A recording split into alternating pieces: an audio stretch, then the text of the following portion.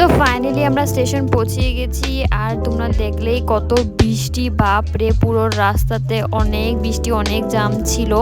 ভয়ে ভয়ে এসেছি, মা তো অনেক ভয়ে একদম ঠাকুর ডাকতেছিল যে পাবেই না কেন কি আমাদের 9টার দিকে ট্রেন। আর দেখো এখন অলমোস্ট 8:30 উপরেই হয়ে গেছে। তো এখন ফটাফট করে যাই। তো মামা বললো G10-এ মানে সেটা। তো চলো এখন ফটাফট যাই বেশি কথা না বলে। ট্রেন কিন্তু ছেড়ে দিলে শেষ, আমাদের টাইটাই হয়ে যাবে ফিক্স।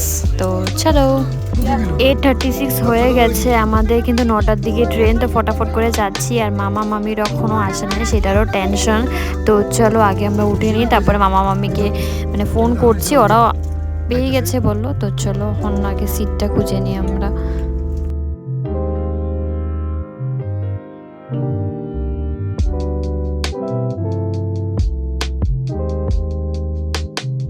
সো ফাইনালি এখন দেখো ছুটিরাও এসে পড়েছে, এখন কিন্তু ছাড়বেই আর গাড়ি।